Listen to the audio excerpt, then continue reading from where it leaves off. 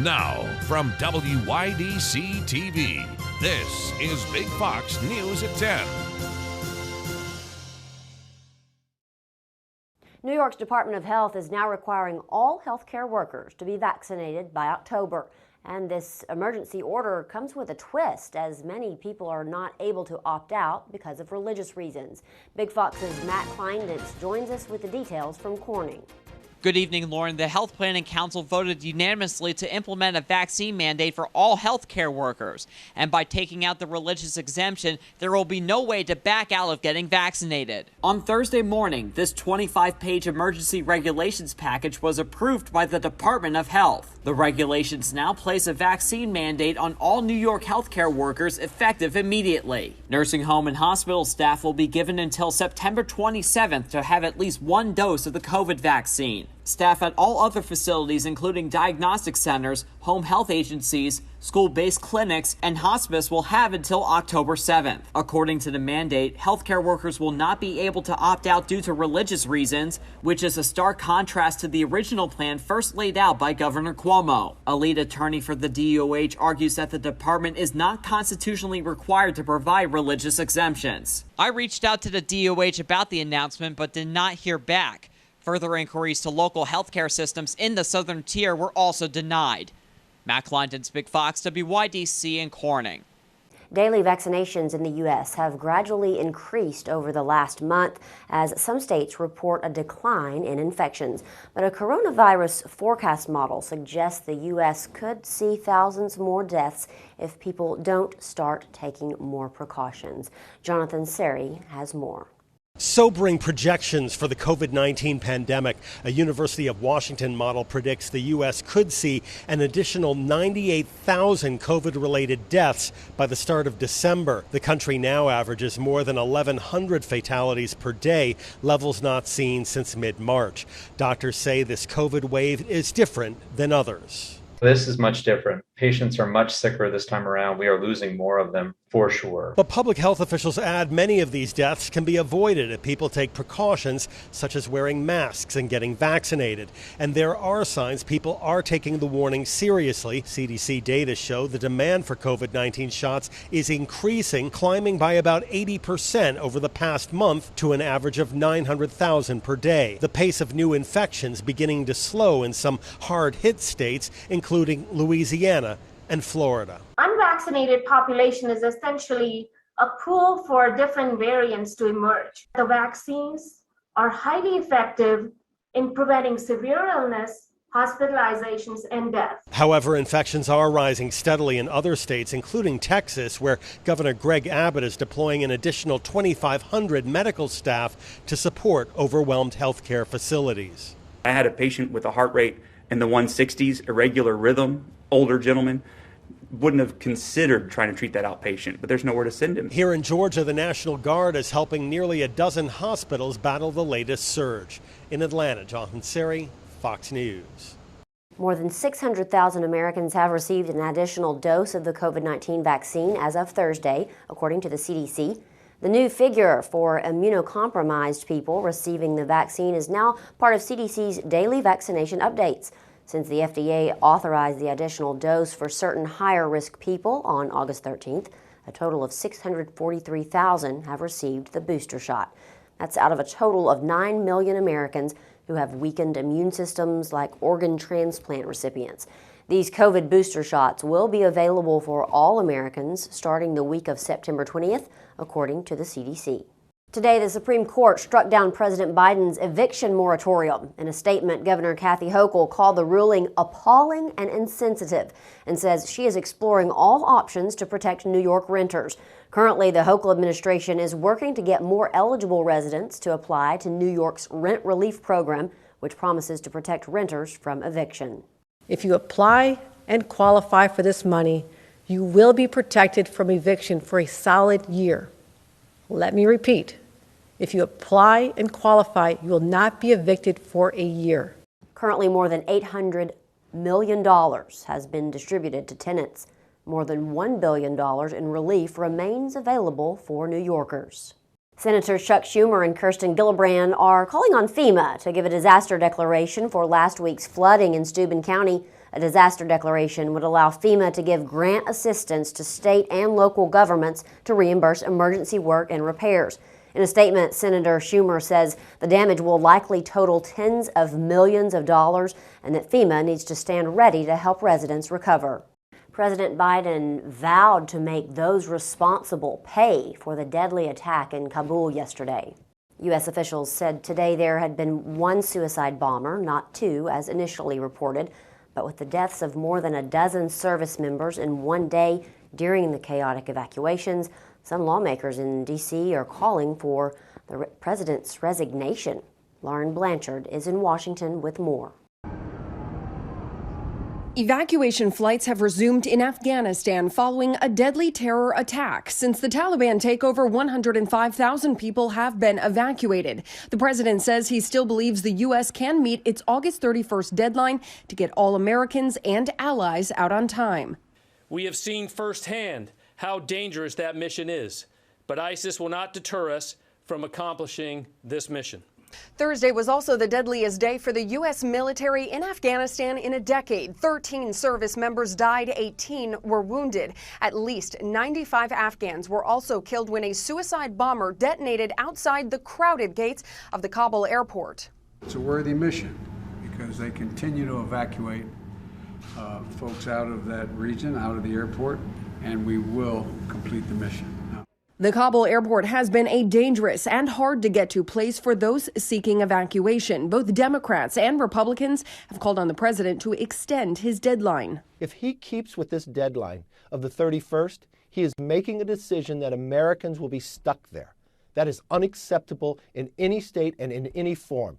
We cannot possibly save all these people.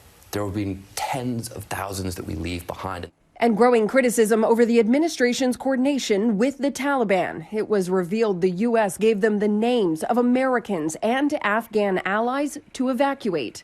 That's like giving the Taliban a hit list. The U.S. is warning more terrorist attacks could come ahead of Tuesday's deadline to get out. In Washington, Lauren Blanchard, Fox News.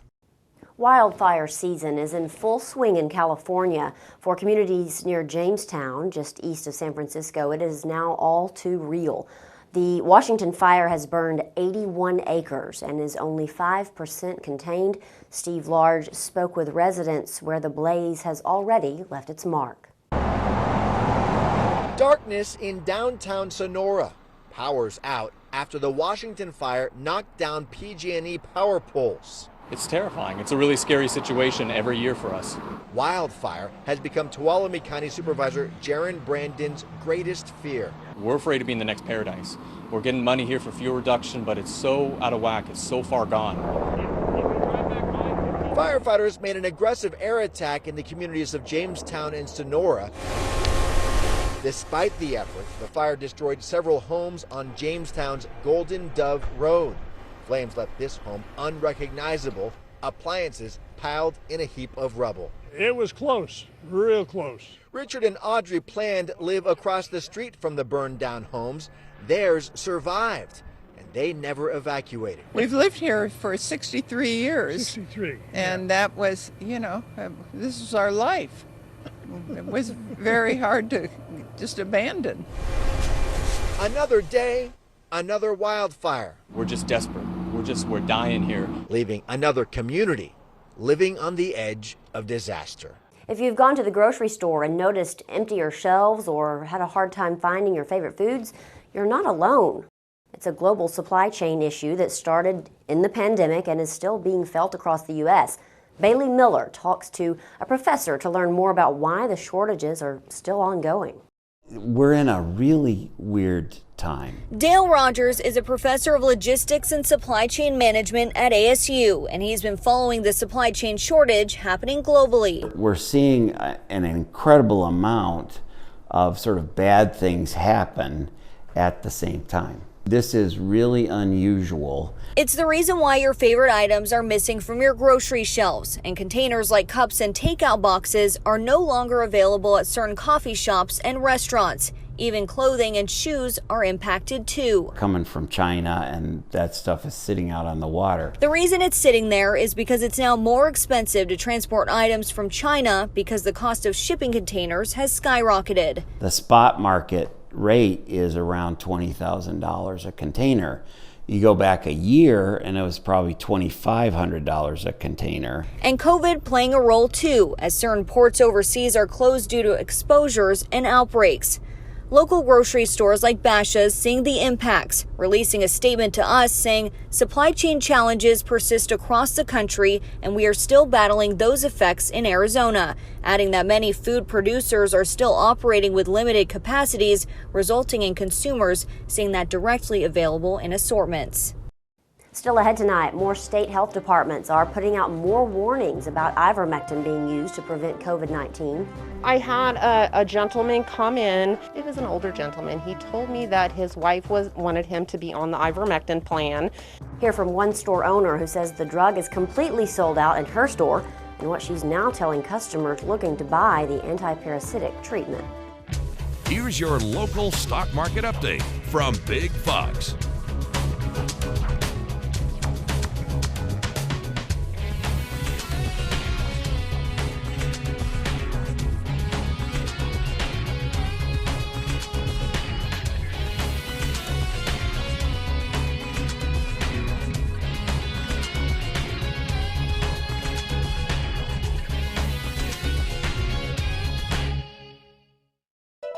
Now, your Twin Tiers forecast from Big Fox. Welcome back, everyone. This weather forecast is being brought to you by William Mattar. Meteorologist Monica McNeil in for Kim tonight. A couple of thunderstorms around as well as some rainfall. So as we take a look at our future radar, could see a few more of those clusters developing right around 8 o'clock going into the rest of your evening hours. We do have a cold front that's in place, and that cold front is helping to trigger some of this activity. Reports that some of these clusters are moving really slowly, so they're putting down some really heavy rainfall. By the time we get into the overnight hours, into the early morning hours, it looks like most of the activity will pretty much settle down and die out. Warm and humid again for us today as our high temperatures were in the mid to upper 80s. We got all the way up to 86 degrees. And this is going to be the story as we go into the weekend, kind of like a repeat performance. We do have some that cold front will be still draped across our region, and that is going to act as a trigger for more showers and thunderstorms to develop for your Saturday. So just try to plan accordingly, letting you know that some showers and thunderstorms will be popping up.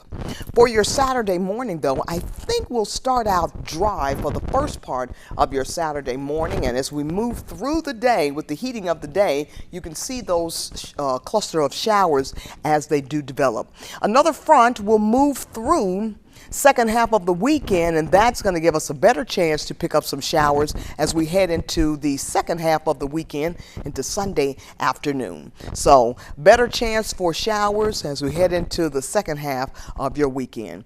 For the rest of tonight, if you've got some plans to step out for dinner, a thunderstorm is possible this evening, and then after we lose the daytime heating, our temperatures should settle down into the upper 60s as that cold front will provide us with a slightly cooler temperatures for tonight. 68 for Elmira over toward Corning and about 70 degrees. Let's take a look at what you can expect over the next couple of days. So we've got a few thunderstorms developing for Saturday. It's going to be humid with thunderstorms around on Sunday as well, and thunderstorms will be developing on Monday.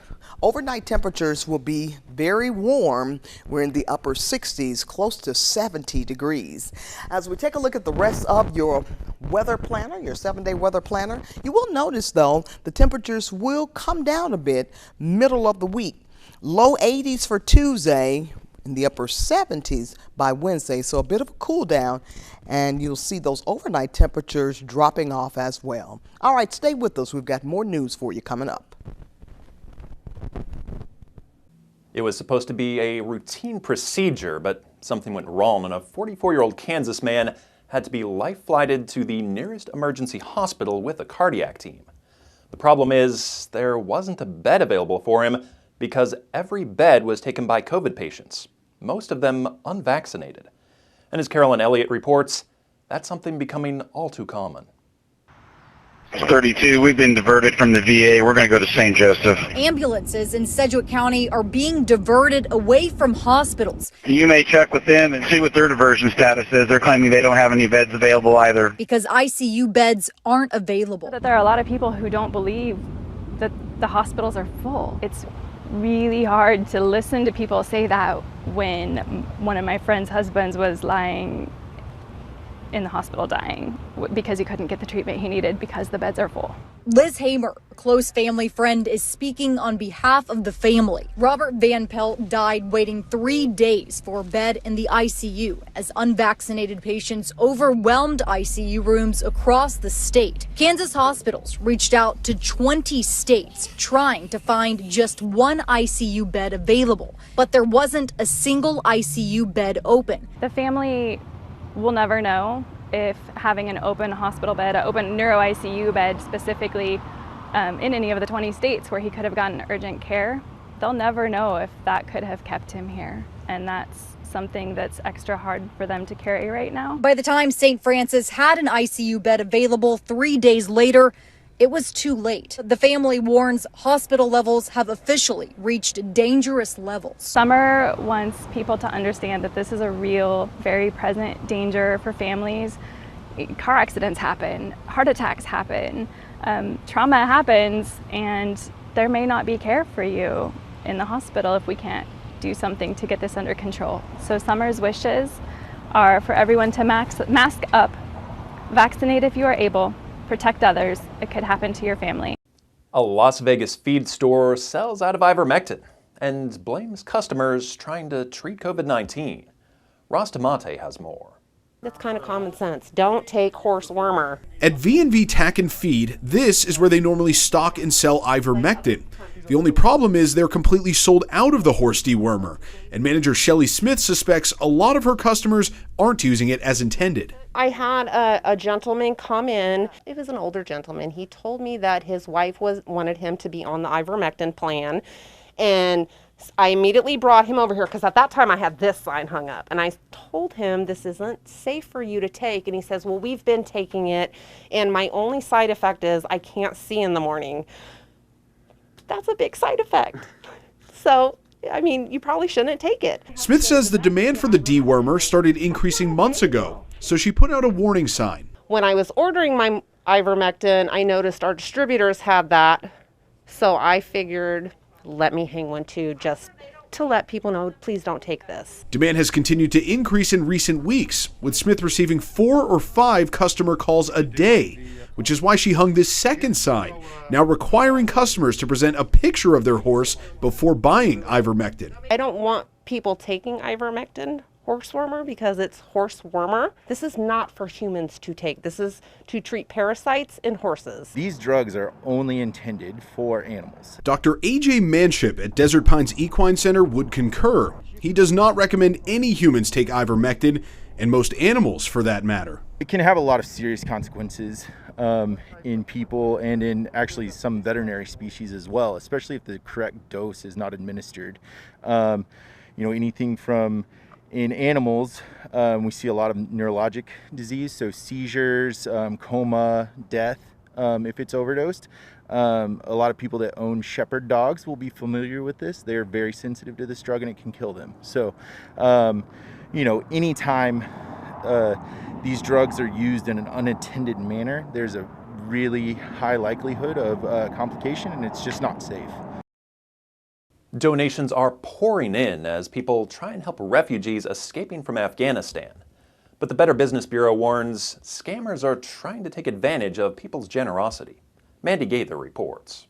Online scammers taking advantage of people's generosity as tragic events around the world inspire many to donate. We're seeing a lot of American generosity at play in terms of interest in wanting to give to these organizations. The humanitarian crisis in Afghanistan, the aftermath of Haiti's earthquake, and the deadly Tennessee flooding here at home, leading scammers to post fake online pleas and triggering the Better Business Bureau to issue a warning to donors. They sometimes go to crowdfunding sites to give to a particular individual.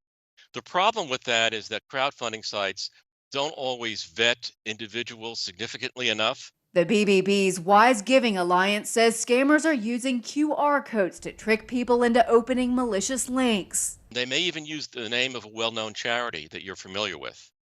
Recommendation is not to do it. If you want to make a donation to a recognized charity that you know, go directly to the charity's website and make the donation there. Before you donate, the BBB says to be aware of these 3 red flags. 1, watch out for excessive pressure to give on the spot. Legitimate charities will welcome your support anytime. 2, watch out for claims that 100% is going to go to assist victims. Most credible organizations have administrative costs. And 3, charities without an established presence in the country they're serving. Check out the organization before you give. After you've made the donation, it's very difficult, if not impossible, to recover funds once they've been transferred. For Consumer Watch, I'm Mandy Gaither. A missing pet is reunited with its owner after 4 years. Denise Roche spoke with the Las Vegas shelter that helped make this reunion possible. It's the kind of outcome employees at the Animal Foundation hope for every day. Reuniting a lost pet with a loving owner. Exactly what happened last week when Sasha went home, missing for 4 years. What posters and flyers could not do, a microchip did. So critical to have your animals microchipped. In these situations, it makes it so much easier for us to reunite pets with their owners. Melissa Flack is Animal Resource Center manager, who says the dog was brought in looking like this. Here's the after shot, where she's been all this time. 4 years. 4 years and she's home. Anyone's guess. You wish that they could tell us their story, but at the end of the day, at least she's back with her human, which is fantastic. And now the shelter is hoping to make more happy matches. The annual Clear the Shelter event runs from now through September 19th. Adoption fees waived for all adult dogs and cats, including 10-year-old Dolly, who's been at the shelter for more than a month. She just wants somebody to pet her all day and let her lay on the cold floor. And 9-year-old Poppy. She's going home with Billy Smith, a present for his son. She'd be more mature than a young dog. And that's what I need, something mature, not something that's going to tear up something. The shelter currently has roughly 250 adoptable pets, but take a look at the line. Employees ask that you check the website before coming down and have a few specific animals in mind that you'd like to meet. It's be perfect, like how fluffy he is and stuff. Devereaux Myers is here for Cameron, the tabby. And I get a cat for my dad. He recently lost his cat. So he needs a new friend. Finding forever homes for everyone at the shelter. We want to leave you with a smile tonight. Meet Alona. She was just voted the Transportation Security Administration's cutest canine. But don't be fooled by that cute face. This 4-year-old golden retriever has a tough job working hard to keep travelers safe. She sniffs out explosives and explosive materials at the Las Vegas airport. And her handler is trained to interpret her behaviors when she does detect something. TSA invited the public to vote, with 4 finalists vying for the cutest canine title. The agency says using trained canines remains a highly effective part of airport security systems. Thank you so much for joining us tonight. Have a safe weekend, and we'll see you soon.